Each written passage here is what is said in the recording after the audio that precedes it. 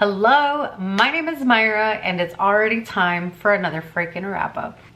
Time goes by really fast, okay? And I know, I'm gonna try my best to stop talking about how much and how fast time goes, but just make the most of it. Read what you want, spend time with the people that you love. There's a huge lizard in my backyard. What the hell? That's actually a really cool one. Anyway, okay. I got distracted. Okay, today I wanted to talk about all of the books that I read in April. Now, I'm gonna say this right now. It's not a lot of books, at least not for me, but I had a lot of 5-star reads, so I am not complaining. I do first though want to start with the book that I literally finished, I think the very last day of March. And I didn't even talk about it in my March wrap up, like I totally forgot. And I think it was because it was such a recent finish. So I'm gonna just briefly pop that in here. That book was At First Sight by Olivia Dade. This one is a heroine who is engaged to marry this guy who is pretty successful. He's a couple years younger than her. And at her engagement party, she's like somebody who really loves facts and loves, like if she doesn't know something, she's like the type of person to like Google it and look it up and stuff like that. Now her fiance is not really like that. Like he's not really fact driven, which is fine. You know, people are different, whatever. But at her engagement party, she's like bored out of her mind, which is already a red flag in my opinion. But she's super bored and she ends up meeting this random stranger and she starts kind of spewing off facts and he's spewing off facts and they really have like this chemistry going. And then she ends up finding out that this is her fiance's brother. She had never met his brother before. She knew that he didn't approve of her, but she didn't, you know, she had never put a face to the name. So instantly that attraction that she has for him is gone. Again, another red flag, whatever. That same night, she ends up overhearing him yet again telling his brother, listen, I don't think you should marry this woman. She doesn't have her ish together and she kind of seems a little bit like a mess. I don't think that you know what you're getting into. You shouldn't marry her, blah, blah, blah. Now, part of it is him wanting to protect his brother. The other part is the fact that he really was starting to feel this connection with his brother's fiance, which would be a problem. You know, you shouldn't be attracted to the person that your brother is engaged to. Anyway, she and her fiance end up breaking up and he calls off the engagement and now she's forced to move to this town where she had already purchased a home that was next to his home, and she's kind of stuck there because she's like, I quit my job, I bought this house, I have nowhere else to go, so I have to move there. But who is her next door neighbor? None other than her fiance's brother. Her ex-fiance ended up leaving to the honeymoon to Hawaii. Great for him. And the brother now feels guilty because as he's starting to spend more time, he's seeing that she is kind of stuck now because she sold all her belongings, she bought this house, she has nowhere else to go. And so he little by little starts helping her. Now obviously she does not want his help, she does not like him, but he ends up being able to help her in like finding jobs and getting things kind of lined up to her. But the heroine does actually like have a really hard time committing to jobs. She doesn't really know what she's passionate about. She doesn't know what it is that she wants to do with her life. And she feels like because she's in her mid-30s, she should kind of know what she wants. So I will say it was relatable in that sense. I think of like that pressure of having your ish together. This book was a lot heavier than I thought. Like if you look at this cover, you do not think that it's a heavy book, but she has severe depression, something that the ex-fiance's brother ends up helping her with, and he ends up finding out that she has. And at this point, he's really interested in her romantically, but he can clearly see that she needs help. And let me tell you, that is like the first time that I've read a book that has like severe depression representation. So that was kind of tough to read a little bit. I think also because at the end of March, I had a lot of like anxiety and just stuff like that going on. So I definitely had to put this book down and it took me kind of a while to get to it. The hero does end up being her ex-fiance's brother. So there's like this whole thing that happens there. But overall, I still rated the book a 3-star. He was really mean and really judgmental of her. And it's not that she just gave him a pass, but I don't know. It was really hard for me to kind of see the romantic connection there. The story just wasn't for me. So that was that one. Kick off April, I ended up reading Good Girl Complex by Elle Kennedy. This one I rated at 3.5. Now this is a revenge story. So in this one, it's a small town where basically throughout the season, or in like a specific season, there's a bunch of rich people that come over to the town, and that's usually where the town generates most of its business. However, a lot of these people are really snobby. They come from a lot of money, so they think they can just get away with everything. On one particular night, the hero ends up being confronted by this rich douchebag, and he puts him in his place, ends up punching him, and he ends up getting fired because this douche guy ends up telling his boss, listen, I can get my dad to literally shut this whole place down unless you fire him. So he ends up getting fired. He's super upset until he ends up finding out that this really rich dude is the boyfriend of this really rich, beautiful girl. And so he decides, I'm gonna get my revenge by seducing her, getting her to fall for me, getting her to break up with him, and then I'm just gonna dump her and walk away. So easier said than done, because as he starts to go forward with this plan, he ends up getting to know this heroine, and she's not the person that he thought she was. He thought that she was gonna be this spoiled rich brat who didn't care about anyone but herself and was super shallow and superficial, and that is not the case at all. So he very quickly calls off the truce with his friends, and he says, you know what, I'm not gonna do this anymore. I actually really like this girl. She's a lot different than I thought that she was. And so I actually like that from the book, because he right away calls it off, and he tells his friends, just don't mention it, pretend it didn't happen, we'll leave it at that. Now, as time goes on and they develop this relationship, she does end up breaking up with her boyfriend, and all these things are going on, but there's still this secret, right? Because she has no idea that he initially was trying to date her to get revenge. And so there's a lot of drama that happens. There's a lot of things that go on, so I'm not gonna spoil how things happen. But what I did like about this one was that he was very upfront about it right away with his friends and calling it off. A lot of stories that have similar storylines of like, I'm gonna get my revenge, they'd never really call it off. Like, they just kind of keep fighting their feelings, and he didn't. So I actually really liked that, and I found that really attractive about the hero, that he right away told his friends, listen, I like this girl, so never mind, I'm not gonna just trick her. I'm actually falling for her and I want to be with her. And I enjoyed that. Only thing that I didn't like was the fact that he still lied in her face. Really didn't like that. I don't like liars. And another thing that prevented me from rating it higher was the fact that the heroine, like, her parents are really controlling.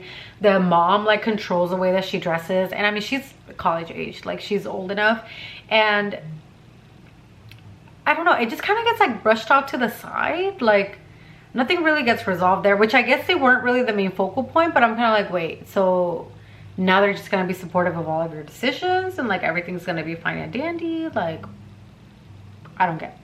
But anyway, still a good read, 3.5 stars, check it out. Let me tell you, things picked up from there. My first 5-star read of the month was actually Serpents of Sky and Flame by Rebecca Kenny. I was lucky enough to get an ARC for this book, and oh my gosh, I devoured this book. I freaking devoured it. Even though I got that ARC, this is my honest opinion, I freaking loved this book. I'm actually just looking at the cover. The cover is so stunning. I'm gonna buy the book. I have it on my wish list. I haven't gotten around to it, but I do want this book. Like, this cover is so beautiful. But anyway, besides the cover, I laughed a lot with this book, but let me tell you really quickly what it's about. So you have a prince and you have a princess, except she's human and he's a freaking dragon. Like, a dragon. Right off the bat, you start off in the middle of this war. Now, the dragons have allied with one of the human sides fighting this war, and right at the very beginning, you're thrown in here. You don't know what happened. And they are flying there. The war is about to be over because they know that the other side is gonna surrender, and suddenly all of the female dragons drop from the sky dead. The male dragons are super confused. They have no idea what's going on until they find out that the enemy side, or the side that they're not allied against, cast this spell of sorts that basically killed all the female dragons. Now, the male dragons are seeking retribution, and they go attack this other country full force. They decide that they are going to take female captives to hopefully turn them into dragons and get them to basically continue their generation and like give them eggs, stuff like that. So when this dragon goes over, the whole town is trying to gather up as many weapons as they can. Obviously the dragons are huge though, so the humans really have no chance, but they're gonna try their best. And the prince dragon ends up taking none other than the princess captive. Now they take them with them to their caves and they're there, but these are like different types of dragons. Like these dragons can actually communicate with humans. They know how to speak like the common tongue, and they also have like dragonish, so they have their own language as well. And so they're able to communicate with the human women that way. Let them know that that's their plan, that they want them to just basically be with them for the mating season, and then they're going to let them leave, that they're not going to force them to stay with them, that it's just like some sort of arrangement. Now obviously these women, they're like, I do not want to be turned into a dragon, like I am not going to lay eggs for you, like what the heck are you thinking? And especially the princess, she's like, listen, I'm a princess, but I'm not just a sit pretty princess, I am a fighter princess, and I am not going to let you just get away with this. And so there's a lot that goes on in this book. The banter is hilarious. You literally, like, everything, like, he would go, she would go, he would go, she would go. And like, it was so funny. She wanted to annoy the crap out of him to just let her go. And she was like, no, I'm not. Like, I'm gonna be here annoying you until you let me go. Based on the cover, you can tell something happens where the dragons might be humans, might become shifters. I don't know. You'll have to read and find out. But let me tell you, it was so good. The spice too, don't knock it till you try it. Dragon human, who would have known? Who would have thought? Not me. But it was great. The good thing about this one is it's not the only book in the series. Rebecca is making, I think, 5 or 6 other books. I might be wrong, but I know she's gonna make more books. And you best believe I'm gonna be there to read the rest of them. This one does end on a cliffhanger, so if you're expecting this to be the end of the first book, it is definitely not. The second book, I wanna say, comes out in September, and I will be reading that book. Fingers crossed I get an arc for that one too, because oh my gosh, the sooner I can get my hands on it, the better. On to my next 5-star read. I finally read Binding 13. What took me so long, I don't know. But if you haven't read it, please go read it. I made a whole TikTok about this book because I was saying how basically what turned me away from this is knowing that it's a high school sports romance, but it's set in 2005, which is like before social media was what it is now. People didn't have quick access to other people, which is actually something that I really like that angst of being like, crap, I have to wait until tomorrow to see that person. I don't know, I really like that. And also it's set in Ireland. For some reason that just made it different. Maybe because I'm here in the US, I don't know, but it made it different for me. Now, I really like this book. I will say, check your triggers because it is very emotional, just like a lot of people have said. But let me just give you a little rundown. So in this one, you have Shannon and Johnny. Now, Johnny is this guy who goes to Tommen University, the university being a high school, really. And he is a rugby player. He's actually a really, really good rugby player who's pretty much more or less gonna go pro. Like, that's something that people just know. They know that he's probably gonna become a professional rugby player and play for their home country of Ireland. On the other hand, you have Shannon. Now, Shannon comes from basically the other side of the tracks. Her family is not well off. And unfortunately, Shannon has gone through a lot of bullying. Check your triggers, check your triggers, check your triggers. All I'm gonna say. So she ends up being transferred over to Tommen University, and the principal assures her mother, listen, your daughter's gonna be well off here. There is a zero tolerance here for bullying, and she's gonna be safe in our hands. Now, they end up having this meet cute, you can say, except she does get whacked in the head. But anyway, Johnny ends up being just completely captivated by Shannon. And as they start spending all this time together, little by little, he starts to become really protective of her and he wants to be around her, except he's like, listen, I don't have time to date anybody in high school. Like, I'm about to become pro. I don't need any distractions. Like, he has a very strict regimen because he wants to be a professional rugby player and he doesn't want her to get in his way. And she is just trying to get by. Her life at home is very, very rough. At times, I wanted to go into this book and just be violent against the people in here because it is very, very rough. I wanted to jump in and help her and hug her and tell her things were gonna be okay. But also there were times that I freaking laughed. Gibbsy, Johnny's best friend, so freaking funny. Like just some of the things that happen, and it was so funny, so cute. I honestly really liked it. I hate that it took me this long to read it. Currently, I'm on book 3 of this series, and I can't wait to read Gibbsy's book, which is book 5. It just came out in April, and I am so excited to get to that book. But anyway, Keeping 13 or Binding 13, go ahead and check it out. But you know what? Since I already have this one, I don't have Keeping 13, but I did also read Keeping 13, and oh my gosh, I love it. Binding 13 and Keeping 13 are about both Shannon and Johnny. Now I don't want to go too much into details with Keeping 13 since that is book 2 and it just follows this book here. But let me tell you, the love that you have for the characters here just grows in Keeping 13. There's also a festival scene in Keeping 13 towards the end.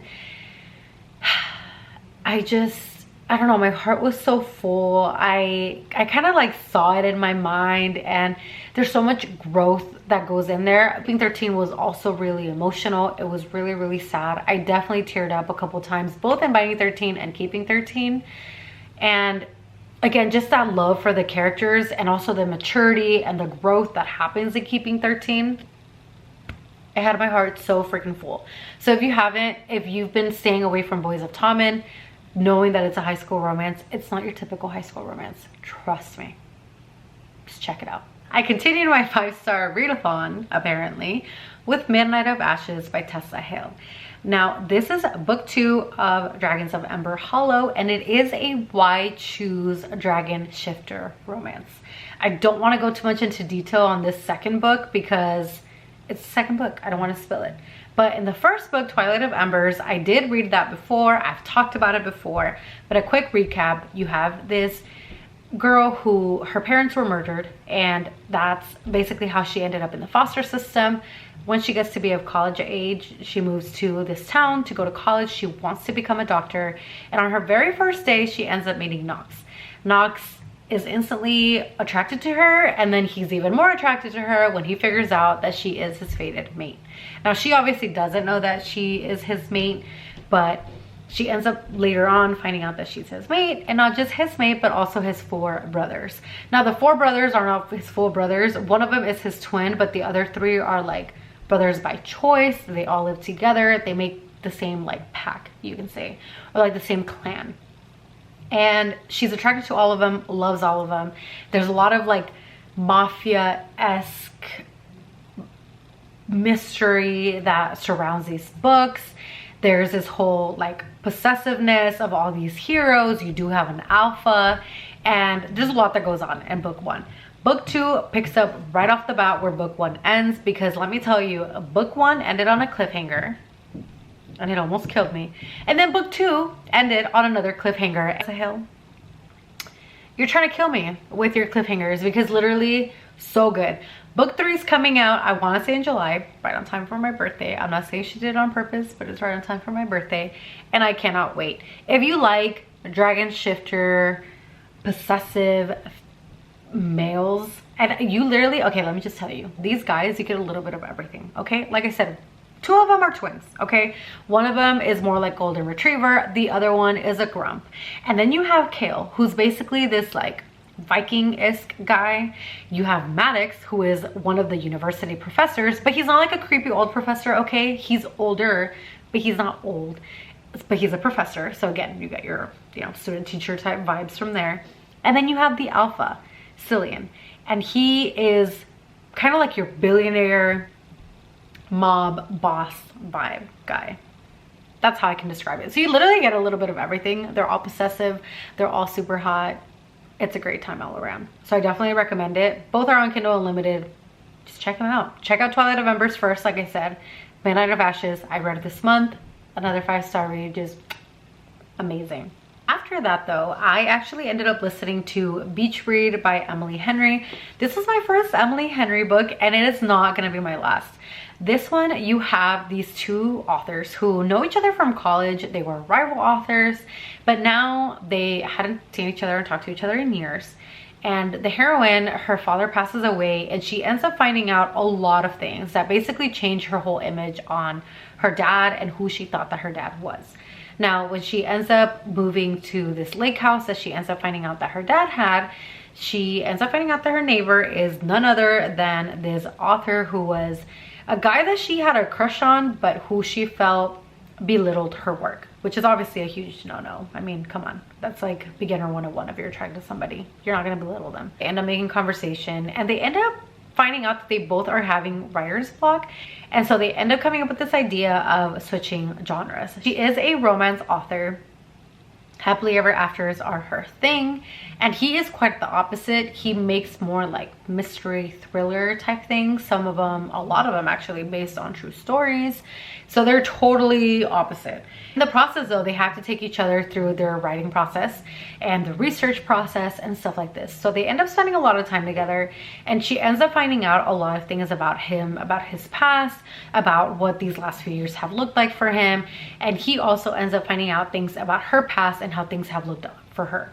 There is a lot of miscommunication in this book, which I think is why I couldn't rate it the full 5 stars. I just rated it 4 stars, because there's a lot of miscommunication and a lot of like self-doubt that the heroine has, that I feel like if there was just that communication with them, that wouldn't be a thing. And that's the most guilty about this though, is the hero. He's the one that's very like, oh no, but that's not what I meant, I meant this. It's like, then say it. Like, dude, you're making this girl think all these things. I relate a lot to the heroine. You know, her father and the image that she had of him was totally different.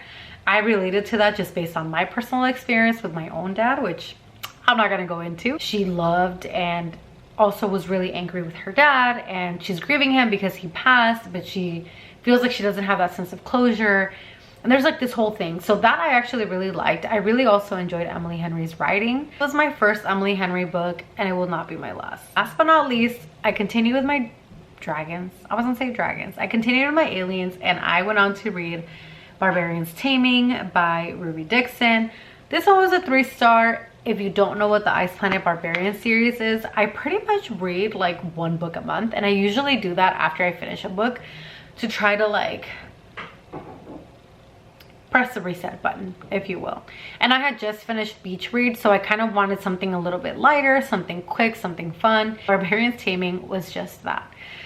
This one, again, you have another human stuck in this ice planet. The only thing with this one is I didn't like that the heroine kept body shaming herself.